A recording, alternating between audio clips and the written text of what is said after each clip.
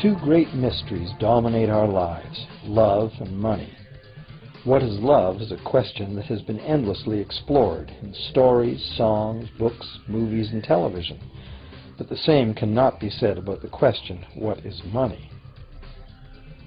It's not surprising that monetary theory hasn't inspired any blockbuster movies, but it was not even mentioned at the schools most of us attended.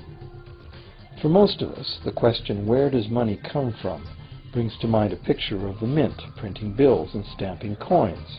Money, most of us believe, is created by the government. It's true, but only to a point. Those metal and paper symbols of value we usually think of as money are indeed produced by an agency of the federal government called the Mint. But the vast majority of money is not created by the Mint. It is created in huge amounts every day by private corporations known as banks. Most of us believe that banks lend out money that has been entrusted to them by depositors. Easy to picture, but not the truth. In fact, banks create the money they loan, not from the bank's own earnings, not from the money deposited, but directly from the borrower's promise to repay. The borrower's signature on the loan papers is an obligation to pay the bank the amount of the loan plus interest, or lose the house, the car, whatever asset was pledged as collateral. That's a big commitment from the borrower. What does the same signature require of the bank? The bank gets to conjure into existence the amount of the loan and just write it into the borrower's account. Sound far-fetched? Surely that can't be true. But it is.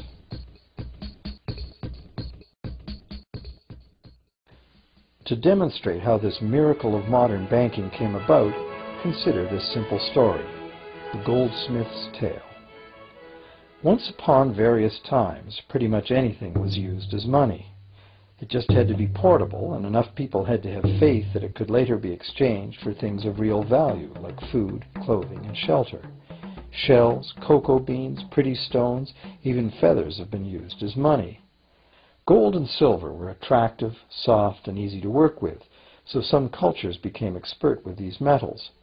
Goldsmiths made trade much easier by casting coins, standardized units of these metals whose weight and purity was certified. Well, to protect his gold, the goldsmith needed a vault, and soon his fellow townsmen were knocking on his door, wanting to rent space to safeguard their own coins and valuables. Before long, the goldsmith was renting every shelf in the vault and earning a small income from his vault rental business. Years went by, and the goldsmith made an astute observation. Depositors rarely came in to remove their actual physical gold, and they never all came in at once. That was because the claim checks the goldsmith had written as receipts for the gold were being traded in the marketplace as if they were the gold itself.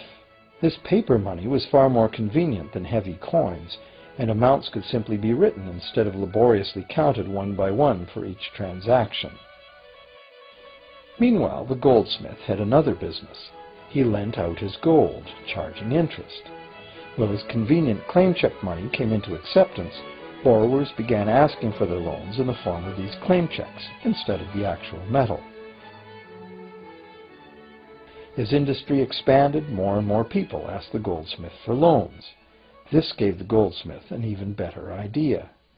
He knew that very few of his depositors ever removed their actual gold, so the goldsmith figured he could easily get away with lending out claim checks against his depositors' gold, in addition to his own. As long as the loans were repaid, his depositors would be none the wiser and no worse off.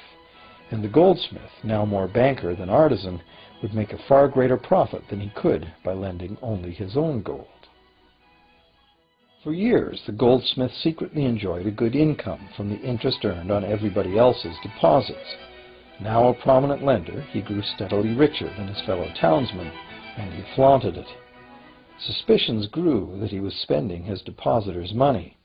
His depositors got together and threatened withdrawal of their gold if the goldsmith didn't come clean about his newfound wealth. Contrary to what one might expect, this did not turn out to be a disaster for the goldsmith. Despite the duplicity inherent in his scheme, his idea did work. The depositors had not lost anything. Their gold was all safe in the goldsmith's vault. Well, rather than taking back their gold, the depositors demanded that the goldsmith, now their banker, cut them in by paying them a share of the interest. And that was the beginning of banking. The banker paid a low interest rate on deposits of other people's money that he then loaned out at a higher interest. The difference covered the bank's cost of operation and its profit.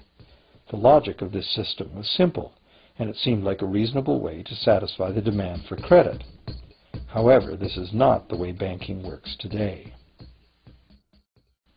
Our goldsmith banker was not content with the income remaining after sharing the interest earnings with his depositors, and the demand for credit was growing fast as Europeans spread out across the world. But his loans were limited by the amount of gold his depositors had in his vault.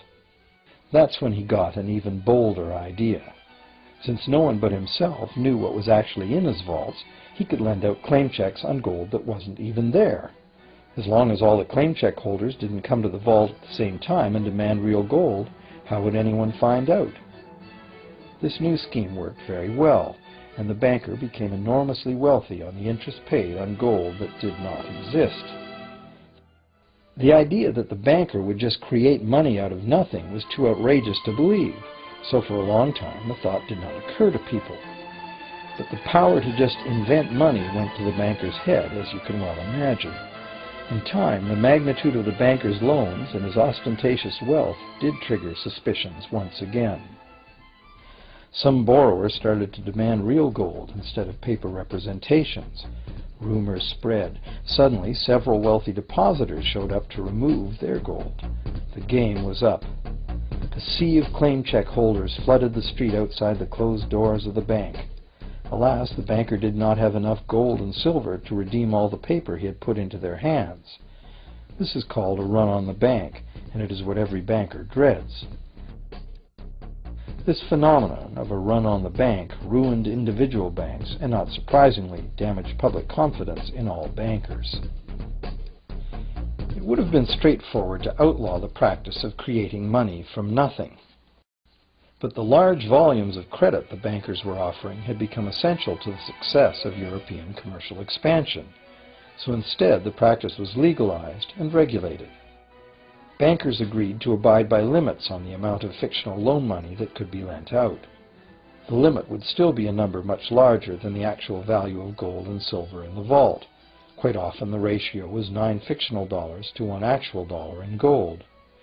These regulations were enforced by surprise inspections. It was also arranged that, in the event of a run, central banks would support local banks with emergency infusions of gold. Only if there were runs on a lot of banks simultaneously would the banker's credit bubble burst and the system come crashing down.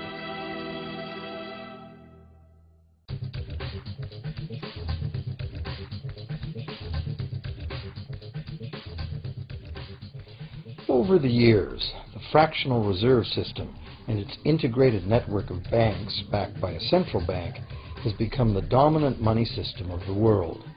At the same time, the fraction of gold backing the debt money has steadily shrunk to nothing. The basic nature of money has changed. In the past, a paper dollar was actually a receipt that could be redeemed for a fixed weight of gold or silver. In the present, a paper or digital dollar can only be redeemed for another paper or digital dollar. In the past, privately created bank credit existed only in the form of private banknotes, which people had the choice to refuse, just as we have the choice to refuse someone's private check today. In the present, privately created bank credit is legally convertible to government-issued fiat currency, the dollars, loonies, and pounds we habitually think of as money.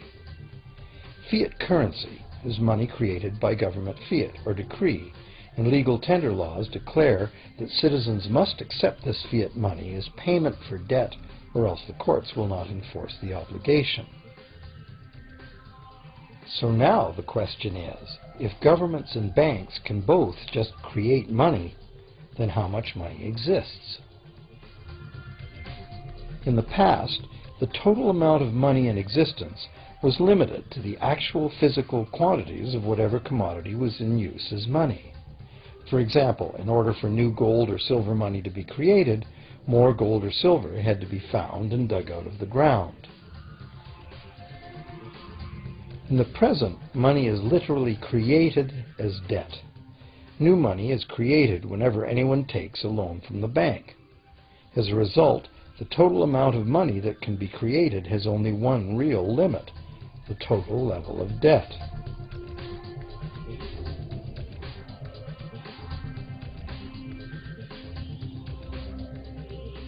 Governments place an additional statutory limit on the creation of new money by enforcing rules known as fractional reserve requirements. Essentially arbitrary, fractional reserve requirements vary from country to country and from time to time.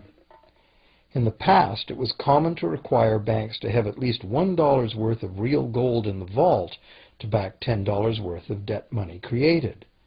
Today, reserve requirement ratios no longer apply to the ratio of new money to gold on deposit, but merely to the ratio of new debt money to existing debt money on deposit in the bank. Today, a bank's reserves consist of two things: the amount of government-issued cash or equivalent that the bank has deposited with the central bank, plus the amount of already existing debt money the bank has on deposit. To illustrate this in a simple way, let's imagine that a new bank has just started up and has no depositors yet. However, the bank's investors have made a reserve deposit of $1,111.12 of existing cash money at the central bank. The required reserve ratio is 9-to-1. Step 1. The doors open and the new bank welcomes its first loan customer. He needs $10,000 to buy a car.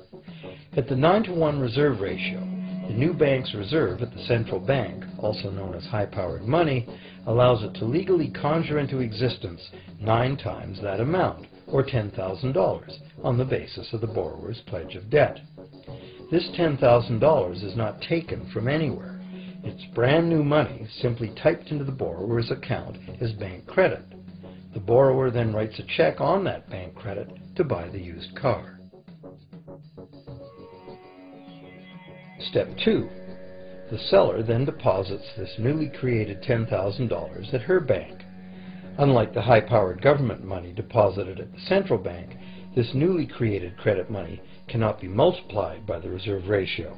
Instead, it's divided by the reserve ratio. At a ratio of 9-to-1, a new loan of $9,000 can be created on the basis of the $10,000 deposit. Step 3. If that $9,000 is then deposited by a third party at the same bank that created it or at a different one, it becomes the legal basis for a third issue of bank credit, this time for the amount of $8,100. Like one of those Russian dolls, where each layer contains a slightly smaller doll inside, each new deposit contains the potential for a slightly smaller loan in an infinitely decreasing series. Now, if the loan money created is not deposited at the bank, the process stops. That's the unpredictable part of the money creation mechanism. But more likely, at every step, the new money will be deposited at a bank, and the reserve ratio process can repeat itself over and over until almost $100,000 of brand new money has been created within the banking system.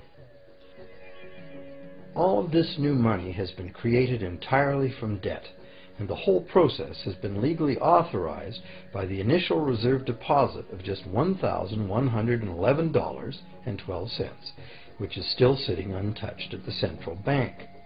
What's more, under this ingenious system, the books of each bank in the chain must show that the bank has 10% more on deposit than it has out on loan. This gives banks a very real incentive to seek deposits in order to be able to make loans, supporting the general but misleading impression that loans come out of deposits. Now, unless all the successive loans are deposited at the same bank, It cannot be said that any one bank got to multiply its initial high-powered money reserve almost 90 times by issuing bank credit out of nothing. However, the banking system is a closed loop. Bank credit created at one bank becomes a deposit in another, and vice versa. In a theoretical world of perfectly equal exchanges, the ultimate effect would be exactly the same as if the whole process took place within one bank. That is, the bank's initial central bank reserve of a little over $1,100 allows it to ultimately collect interest on up to $100,000 the bank never had.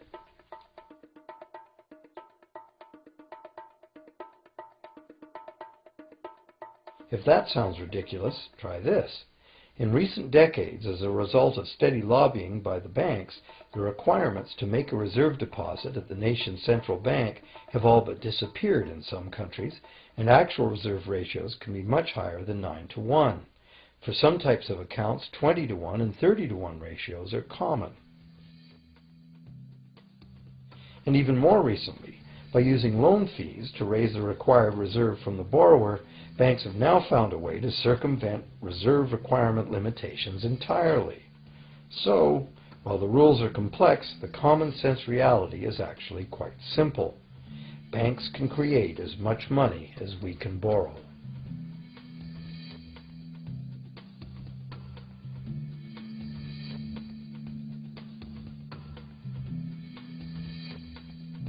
Despite the endlessly presented mint footage, government-created money typically accounts for less than 5% of the money in circulation. More than 95% of all money in existence today was created by someone signing a pledge of indebtedness to a bank. What's more, this bank credit money is being created and destroyed in huge amounts every day, as new loans are made and old ones repaid.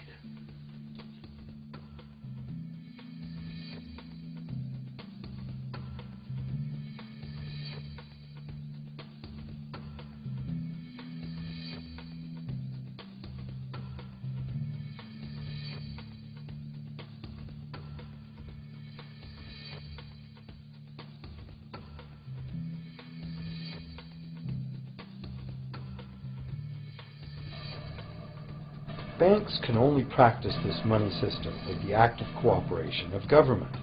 First, governments pass legal tender laws to make us use the national fiat currency. Secondly, governments allow private bank credit to be paid out in this government currency. Thirdly, government courts enforce debts.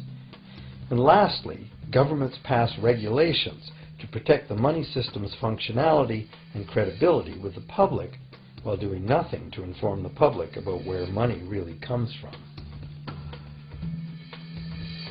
The simple truth is that when we sign on the dotted line for a so-called loan or mortgage, our signed pledge of payment, backed by the assets we pledge to forfeit should we fail to pay, is the only thing of real value involved in the transaction. To anyone who believes we will honor our pledge, that loan agreement or mortgage is now a portable, exchangeable, and saleable piece of paper. It's an IOU. It represents value and is therefore a form of money. This money the borrower exchanges for the bank's so-called loan. Now, a loan in the real world means that the lender must have something to lend. If you need a hammer, my loaning you a promise to provide a hammer I don't have won't be of much help. But in the artificial world of money, a bank's promise to pay money it doesn't have is allowed to be passed off as money, and we accept it as such.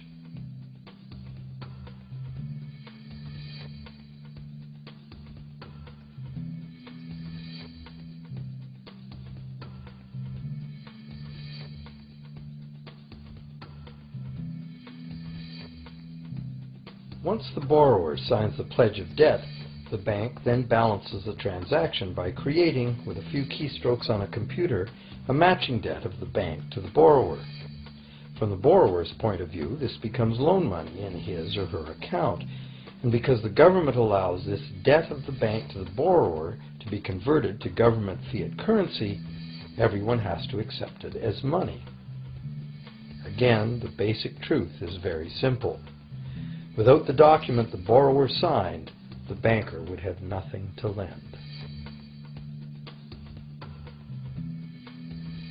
Have you ever wondered how everyone, governments, corporations, small businesses, families, can all be in debt at the same time and for such astronomical amounts?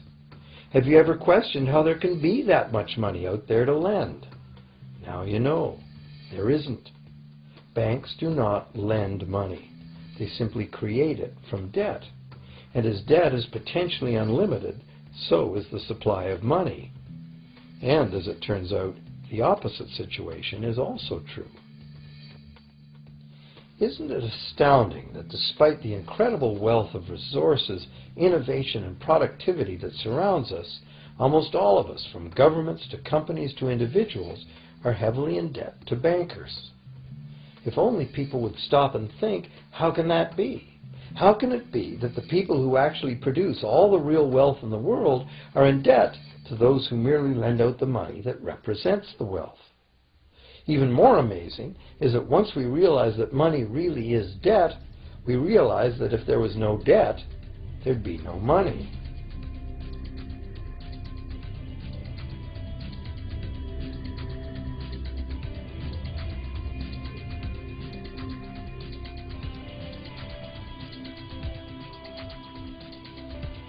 If this is news to you, you are not alone. Most people imagine that if all debts were paid off, the state of the economy would improve. It's certainly true on an individual level. Just as we have more money to spend when our loan payments are finished, we think that if everyone were out of debt, there would be more money to spend in general. But the truth is the exact opposite. There would be no money at all. There it is. We are totally dependent on continually renewed bank credit for there to be any money in existence. No loans, no money, which is what happened during the Great Depression. The money supply shrank drastically as the supply of loans dried up.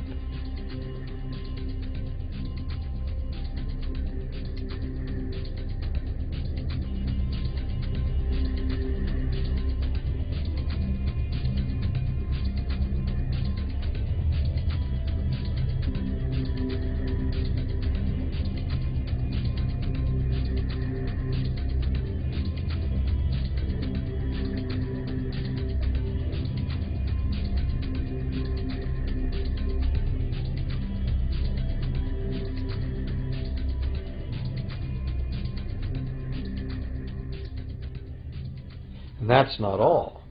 Banks create only the amount of the principal. They don't create the money to pay the interest.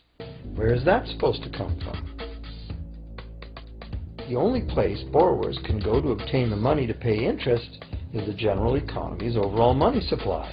But almost all of that overall money supply has been created exactly the same way, as bank credit that has to be paid back with more than was created. So everywhere there are other borrowers in the same situation, frantically trying to obtain the money they need to pay back both principal and interest from a total money pool which contains only principal. It is clearly impossible for everyone to pay back the principal plus interest because the interest money doesn't exist. This can even be expressed by a simple mathematical formula. The big problem here is that for long-term loans, such as mortgages and government debt, the total interest far exceeds the principal.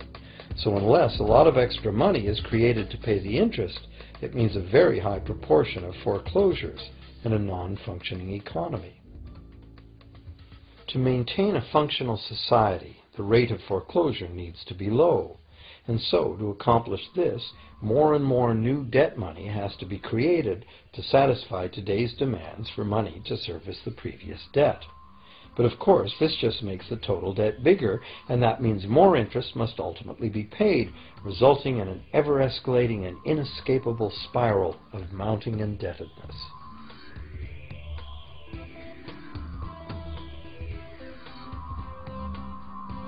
It is only the time lag between money's creation as new loans and its repayment that keeps the overall shortage of money from catching up and bankrupting the entire system. However, as the bank's insatiable credit monster gets bigger and bigger, the need to create more and more debt money to feed it becomes increasingly urgent. Why are interest rates so low? Why do we get unsolicited credit cards in the mail? Why is the U.S. government spending faster than ever? Could it be to stave off collapse of the entire monetary system? A rational person has to ask, can this really go on forever? Isn't a collapse inevitable?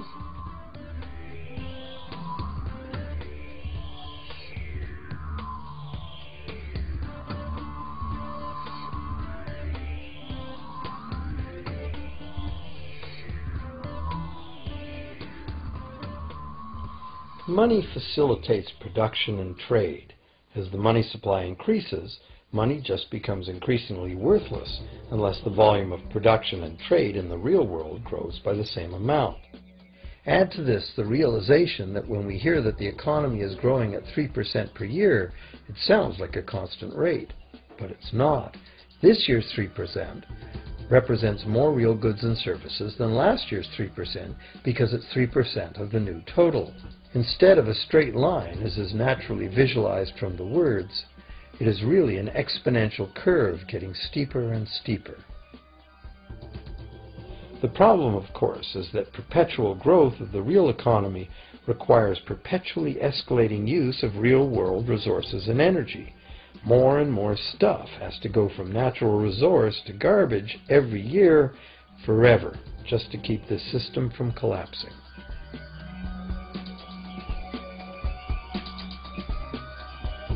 What can we do about this downright scary situation? For one thing, we need a very different concept of money. It's time more people ask themselves and their governments 4 simple questions. Around the world, governments borrow money at interest from private banks.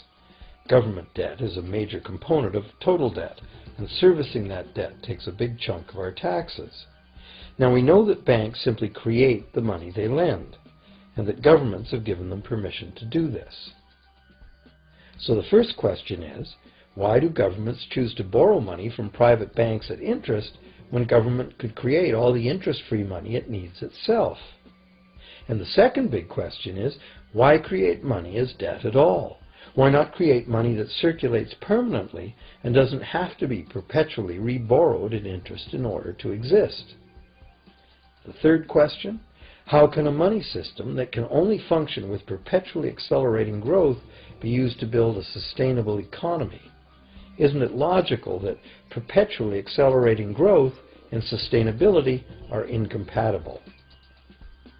And finally, what is it about our current system that makes it totally dependent on perpetual growth? What needs to be changed to allow the creation of a sustainable economy? At one time, charging any interest on a loan was called usury and was subject to severe penalties, including death. Every major religion forbade usury. Most of the arguments made against the practice were moral.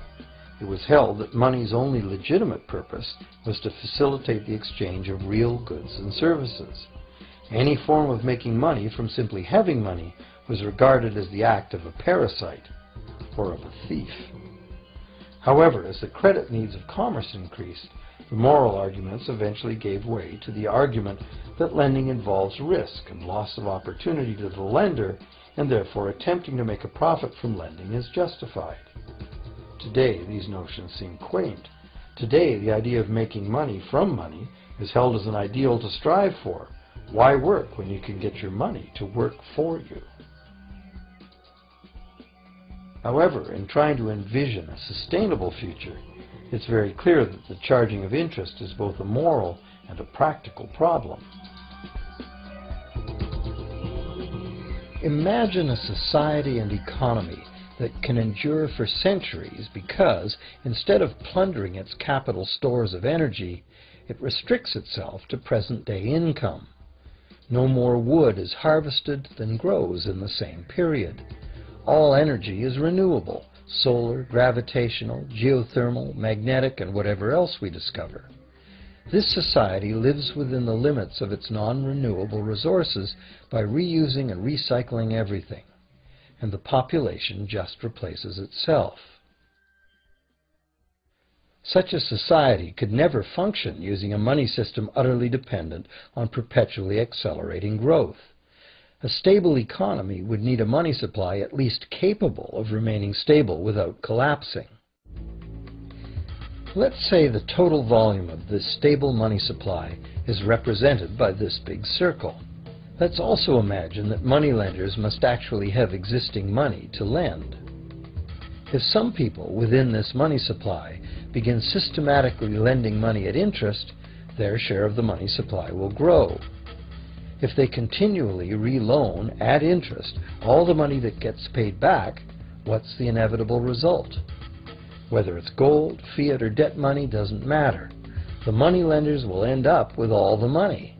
And after the foreclosures and bankruptcies are all filed, they'll get all the real property too. Only if the proceeds of lending at interest were evenly distributed among the population would this central problem be solved. Heavy taxation of bank profits might accomplish this goal, but then why would banks want to be in business?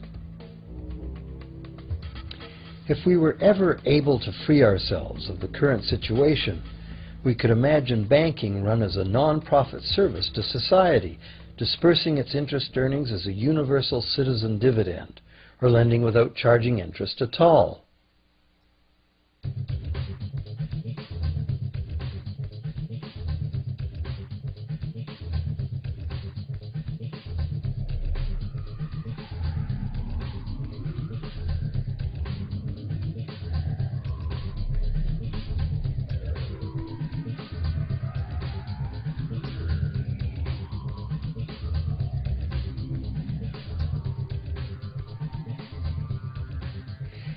If it is the fundamental nature of the system that causes the problems, tinkering with the system cannot ever solve those problems. The system itself must be replaced. Many monetary critics call for a return to gold-based money, claiming that gold has a long history of reliability. They ignore the many scams that can be played with gold, shaving coins, debasing the metal, cornering the market, all of which were abundantly practiced in ancient Rome and contributed to its fall. Some advocate silver as being more abundant than gold and therefore more difficult to corner. Many question the need to bring back precious metals at all. No one wants to go back to carrying heavy sacks of coins to go shopping. It's a certainty that paper, digital, plastic, or more likely biometric ID money would be the real medium of trade, with the same potential for creating unlimited debt money we have now. Beyond that, if gold again became the sole legal basis of money, those who have no gold would suddenly have no money. Other monetary reform advocates have concluded that greed and dishonesty are the main problems, and that there may be better ways to create an honest and equitable money system than returning to silver or gold. Inventive minds have proposed a variety of alternate ways to create money. Many private barter systems create money as debt, much as banks do, but it is done openly and without charging interest. An example is a barter system in which debt is expressed as pledges of hours of work, all work being valued equally at a dollar figure that then allows hours to be equated with the dollar price of goods. This kind of money system can be set up by anyone who can devise a way to do the accounting and find willing and trustworthy participants. Setting up a local barter money system, even if it were little used now, would be prudent emergency planning for any community. Monetary reform, like electoral reform, is a big topic, and one that requires a willingness to change and to think outside the box. Monetary reform, again, like electoral reform, will not come easily, because the enormously powerful interests that benefit from the existing system will do their utmost to maintain their advantage. Now that we've seen that money is just an idea, and that in reality money can be whatever we make it, here's one very simple alternative monetary concept to consider. This model is based on systems that have worked in the past, in England and America, systems that were undermined and destroyed by the goldsmith bankers and their fractional reserve system.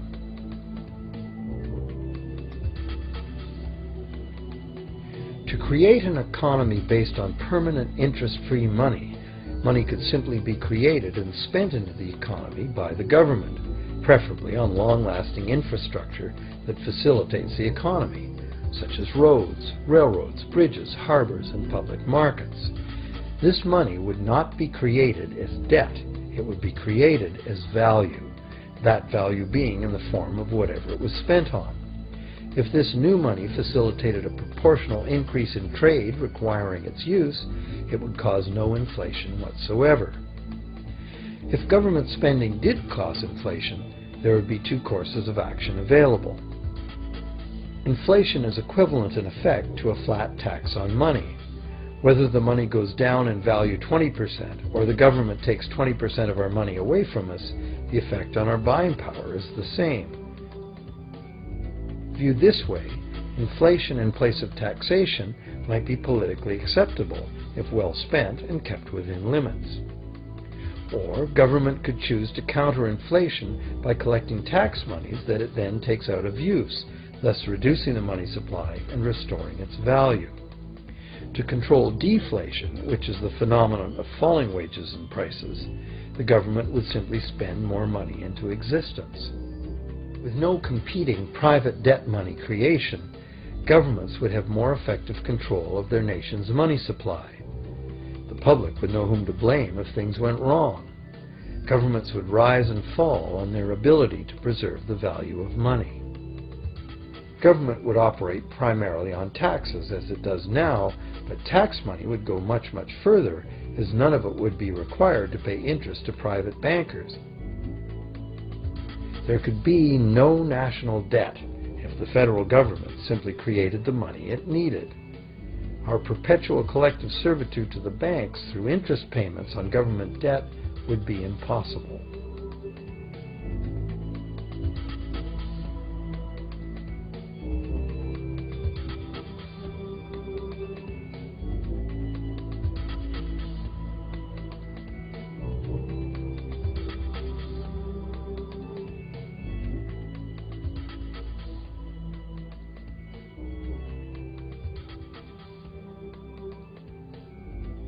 What we have been taught to believe as democracy and freedom has become in reality an ingenious and invisible form of economic dictatorship.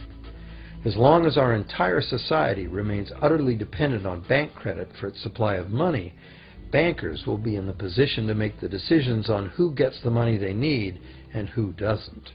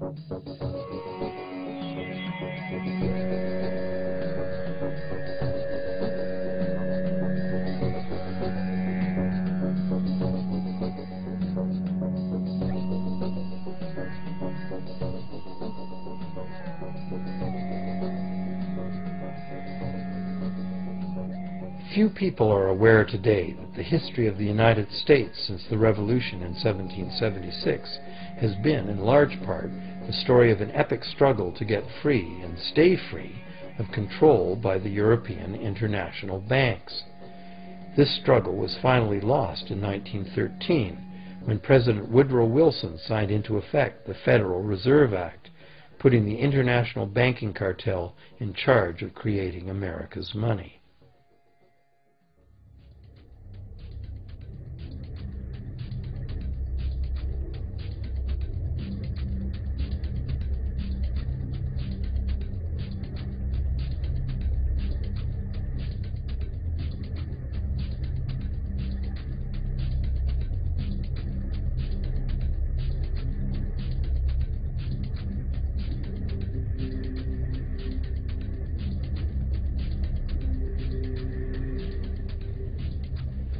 The power of this system is deeply ingrained. So is the educational and media silence on the subject. Years ago, a Canadian Deputy Prime Minister surveyed scores of non-economists, both highly educated professionals and common-sense people on the street, and found that not one of them had an accurate understanding of how money is created. In fact, it's probably safe to say that most people, including the frontline employees of banks, have never given the matter a moment's thought. Have you?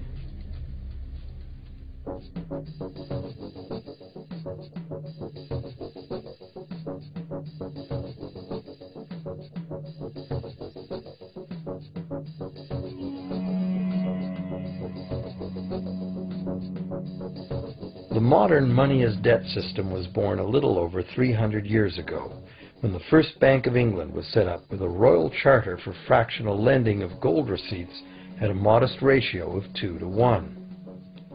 That modest ratio was just the proverbial foot in the door. The system is now worldwide, creates virtually unlimited amounts of money out of thin air, and has almost everyone on the planet chained to a perpetually growing debt that can never be paid off.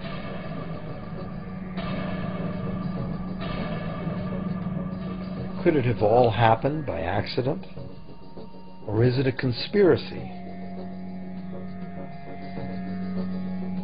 Obviously, something very big is at stake here.